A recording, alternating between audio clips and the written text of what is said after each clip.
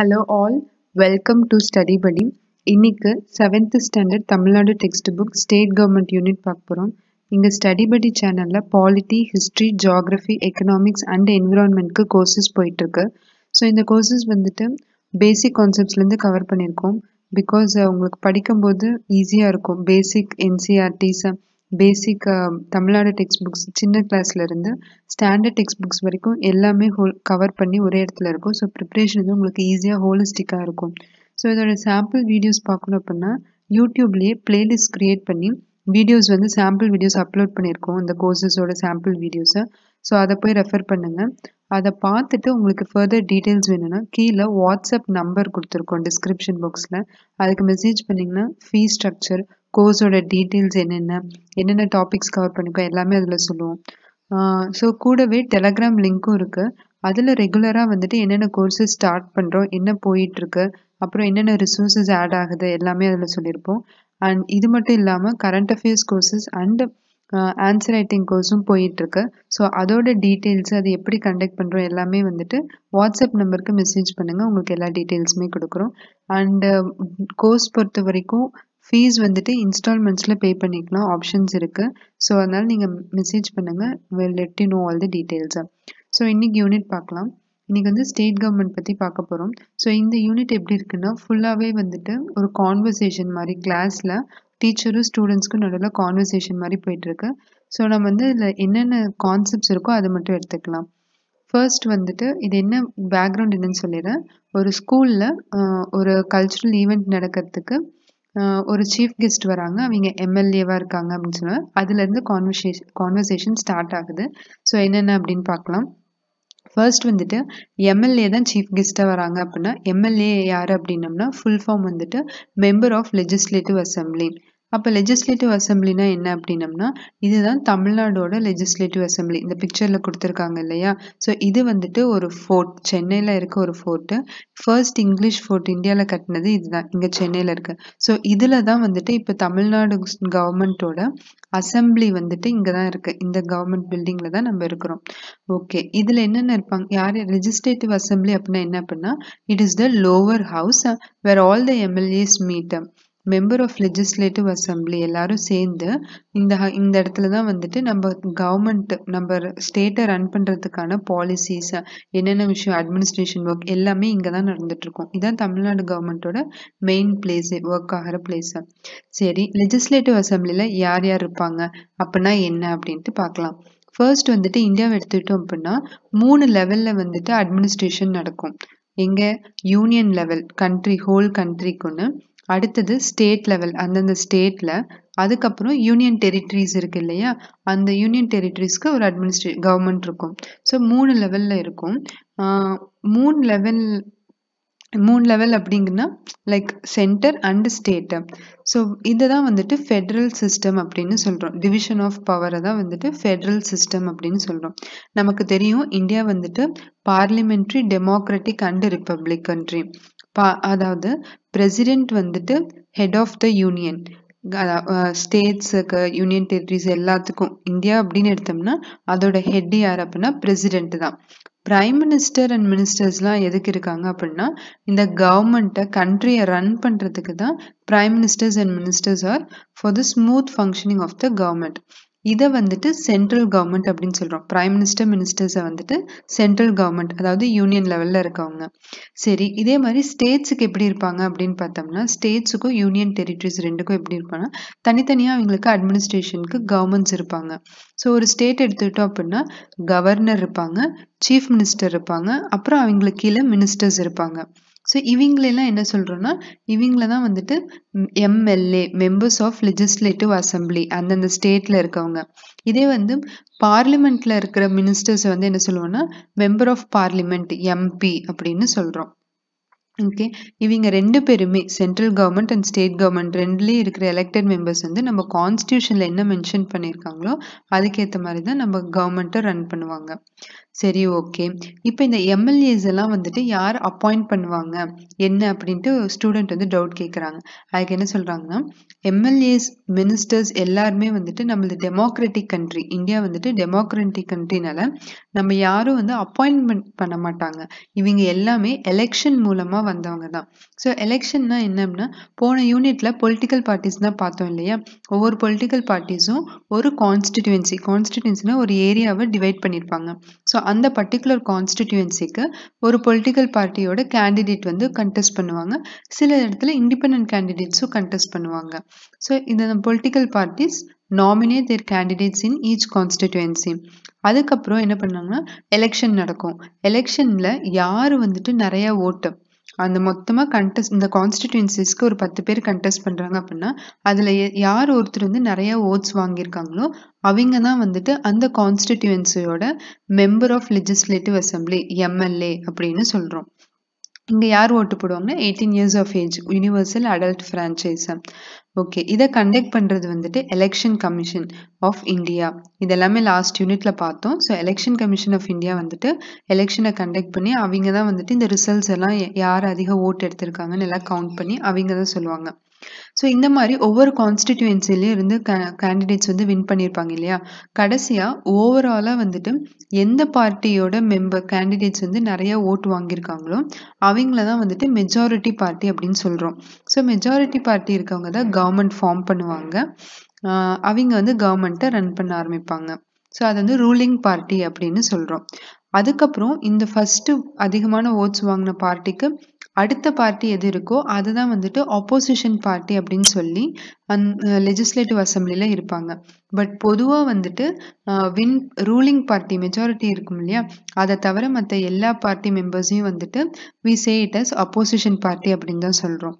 Okay, next வந்துட்டு state கவர்மெண்ட்ல யார் யார் இருப்பாங்க அப்படின்னு ஃபர்ஸ்ட் சொன்னோம் இல்லையா? கவர்னர் இருப்பாங்க, சீஃப் மினிஸ்டர் இருப்பாங்க, அவங்களுக்கு கீழே கவுன்சில் ஆஃப் மினிஸ்டர்ஸ். இந்த சீஃப் மினிஸ்டர், கவுன்சில் ஆஃப் மினிஸ்டர்ஸ்லாம் அந்த எலெக்டட் கேண்டிடேட்ஸ் இருக்காங்க இல்லையா, எம்எல்ஏஸ், அவங்க தான் இந்த சீஃப் மினிஸ்டரும் கவுன்சில் ஆஃப் மினிஸ்டர்ஸும். கவர்னர் வந்துட்டு அப்பாயிண்ட் பண்ணுவாங்க. கவர்னர் வந்துட்டு பிரசிடென்ட் அப்பாயிண்ட் பண்ணுவாரு. ஒரு பீரியட் ஆஃப் 5 டேர்ம்ஸ்க்கு அப்பாயின்மெண்ட் பண்ணுவாங்க. இந்த கவர்னர் தான் அந்த எந்த பார்ட்டி வின் பண்ணுச்சு இல்லையா அதுல சீஃப் மினிஸ்டர் அப்பாயிண்ட் பண்ணுவாங்க. ஒருத்தரை வந்து லீடர், அந்த பார்ட்டியோட லீடர் யாரோ அவங்க தான் வந்துட்டு சீஃப் மினிஸ்டரா வந்துட்டு அவங்க எலெக்ட் ஆகி தான் வந்திருப்பாங்க. அதுக்கப்புறம் யார் லீடரோ அவங்கள வந்து சீஃப் மினிஸ்டரும் அப்பாயிண்ட் பண்ணுவாங்க. இப்போ சீஃப் மினிஸ்டர் அப்பாயின்மெண்ட் பண்ணதுக்கு அப்புறம் சீஃப் மினிஸ்டரும் கவர்னரும் சேர்ந்து கேபினெட் மினிஸ்டர்ஸ் அப்படின்னு சொல்லி ஒவ்வொரு டிபார்ட்மெண்ட்டு ஒரு கவர்மெண்ட்டை ரன் பண்ணுறதுக்கு என்ன பண்ணியிருப்பாங்க, பிரிச்சிருப்பாங்க. ரோட் டிபார்ட்மெண்ட் தனியாக, ரூரல் டெவலப்மெண்ட்டுக்கு தனியாக, எஜுகேஷனுக்கு தனியாக, அந்த மாதிரி ஒவ்வொன்றுக்கும் பிரிச்சிருப்பாங்க இல்லையா? அந்த ஒவ்வொன்றுக்கும் ஒவ்வொரு எம்எல்ஏஸை வைப்பாங்க. ஸோ அதை தான் வந்துட்டு கேபினெட் அப்படின்னு சொல்கிறோம். அவங்கள தான் கவுன்சில் ஆஃப் மினிஸ்டர்ஸ் கேபினெட் அப்படின்னு சொல்கிறோம். இவங்களோட டேர்ம் எல்லாம் வந்துட்டு 5 இயர்ஸ் இருப்பாங்க. ஓகேவா? ஸோ ஒரு ஸ்டேட் கவர்மெண்ட் அப்படின்னா governor, chief minister and council of ministers இருப்பாங்க. அடுத்தது இப்போ இந்த கவர்னராகவோ சீஃப் மினிஸ்டராகவோ நீங்கள் ஆகணும் அப்படின்னா என்ன கண்டிஷன், என்ன எலிஜிபிலிட்டி அப்படின்னு பார்த்தோம்னா, கவர்னர் ஆகிறதுக்கு நீங்கள் இந்தியன் சிட்டிசனாகவும் 35 இயர்ஸ் ஆஃப் ஏஜ் கம்ப்ளீட் ஆனால் you are eligible to become the governor. அப்புறம் நீங்கள் வேறு எந்த பப்ளிக் ஆஃபீஸும் ஹோல்ட் பண்ணியிருக்க கூடாது. ஸோ கவர்னராக இருக்கும்போது அந்த ஒரு ரோல் தான் ப்ளே பண்ண முடியும் அந்த மாதிரி. So you should be citizen of India and completed 35 years of age. இப்போ சீஃப் மினிஸ்டர் ஆகணும் அப்படின்னா நார்மல் 25 இயர்ஸ் ஆஃப் ஏஜ் இருந்துச்சுன்னா you can become a chief minister. அப்புறம் எம்எல்ஏவாக இருக்கணும். சீஃப் மினிஸ்டராக இருக்கணும்னா நீங்கள் எலெக்ட் ஆகி வந்திருக்கணும். யாரோ ஒருத்தர் ரேண்டமாக அப்பாயிண்ட் பண்ண முடியாது. இதே வந்து எம்எல்சின்னு இன்னொன்று இருக்கு. எம்எல்சிக்கு 30 இயர்ஸ் ஆஃப் ஏஜ். இப்போ எம்எல்சினா என்ன அப்படின்னு பார்த்தோம்னா, சென்ட்ரல் கவர்மெண்ட்ல பார்லிமெண்ட் எடுத்துக்கிட்டோம் அப்படின்னா upper house and lower house இருக்கும். அதே மாதிரி ஸ்டேட் கவர்மெண்ட்ஸ்லேயும் அப்பர் ஹவுஸ், லோவர் ஹவுஸ் இருக்கும். அப்பர் ஹவுஸ் அப்படிங்கிறது தான் லெஜிஸ்லேட்டிவ் கவுன்சில் அப்படின்னு சொல்கிறோம். அப்பர் ஹவுஸை வந்துட்டு லெஜிஸ்லேட்டிவ் கவுன்சில் அப்படின்னு சொல்கிறோம். லோவர் ஹவுஸை தான் வந்துட்டு நம்ம பார்த்தோம் இல்லையா இப்போ வரைக்கும் லெஜிஸ்லேட்டிவ் அசம்பிளி அப்படின்னு சொல்லுவோம். லெஜிஸ்லேட்டிவ் அசம்பிளியை பொறுத்த வரைக்கும் டைரக்டாக வந்துட்டு பீப்புள் எலெக்ட் பண்ணுறாங்க இல்லையா அந்தந்த கான்ஸ்டிடியூன்சியில், அவங்க தான் வந்துட்டு லெஜிஸ்லேட்டிவ் அசம்பிளியில் இருப்பாங்க. இதே வந்து லெஜிஸ்லேட்டிவ் கவுன்சில் பேர்ல இருக்கு. கவுன்சில் அப்படிங்கிறவங்க பீப்புள் வந்து டைரக்டா எலெக்ட் பண்ணியிருக்க மாட்டாங்க. அவங்கள member of legislative council MLC அப்படின்னு சொல்லுவோம். அவங்களுக்கு எலிஜிபிலிட்டியும் 30 இயர்ஸ் ஆஃப் ஏஜ் இருக்கணும். ஸோ இவங்க வந்து இன்டைரக்டா லைக் வந்துட்டு எப்படி இருக்கும்னா, சில டீச்சர்ஸ் வந்துட்டு ஒரு ஒரு குவான்டிட்டி ஆஃப் ஒரு பர்சன் அந்த ஒரு டோட்டலா இப்போ எக்ஸாம்பிளுக்கு 300 மெம்பர்ஸ் இருக்காங்க. நான் எக்ஸாம்பிளுக்கு சொல்றேன். 300 மெம்பர்ஸ் இருக்காங்க அப்படின்னா, அதுல ஒரு பர்ட்டிகுலர் பெர்சன்ட் ஆஃப் ரெப்ரசன்டேட்டிவ்ஸை வந்துட்டு டீச்சர்ஸ் வந்து ஓட் பண்ணி செலக்ட் பண்ணுவாங்க. அந்த மாதிரி ஒவ்வொரு இது இருக்கும். ஸோ இது வந்து டைரக்டா எலெக்ட் பண்ணது கிடையாது. பீப்புள் வந்து டைரக்டா எலெக்ட் பண்ண மாட்டாங்க. எதுக்கு? லெஜிஸ்லேட்டிவ் கவுன்சிலுக்கு. ஸோ இந்தியா பொறுத்த வரைக்கும் எல்லா ஸ்டேட்லயுமே 2 ஹவுஸ் இல்லை. ஒரு சில ஸ்டேட்ஸ்ல வெறும் லோவர் ஹவுஸ் மட்டும்தான் இருக்கு. தமிழ்நாடு மாதிரி லெஜிஸ்லேட்டிவ் அசம்பிளி மட்டும்தான் இருக்கும்.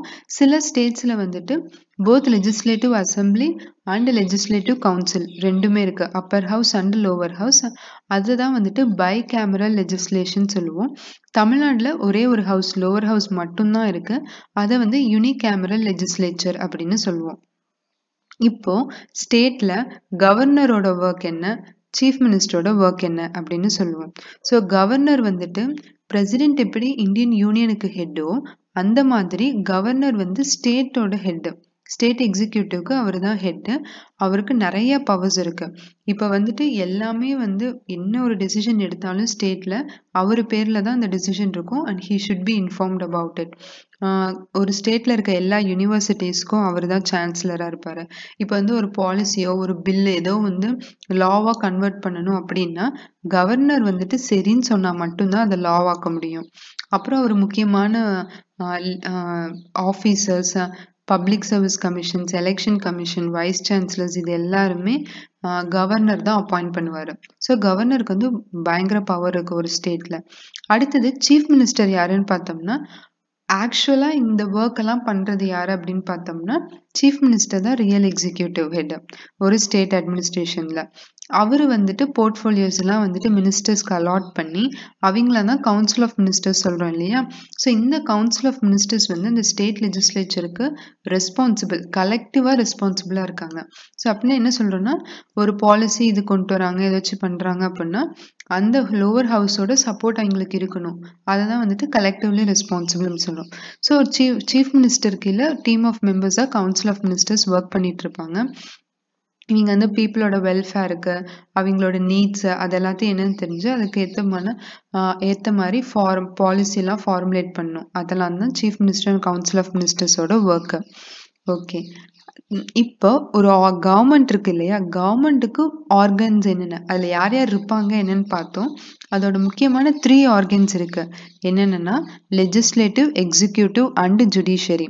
ஸோ ஈஸியாக பாருங்க, லெஜிஸ்லேட்டிவ்னா லா மேக் பண்ணுவாங்க, அதான் லெஜிஸ்லேட்டிவ் பிரான்ச். எக்ஸிக்யூட்டிவ் அப்படின்னா அதை எக்ஸிக்யூட் பண்றது, அந்த லாவை என்ஃபோர்ஸ் பண்றது வந்துட்டு executive branch. Third one judiciary branch அப்படின்னா அதை இன்டர்பிரேட் பண்றது, அந்த லாஸ் மேக் பண்ணியிருப்பாங்க இல்லையா அதை இன்டர்பிரேட் பண்றது ஜுடிஷியரி.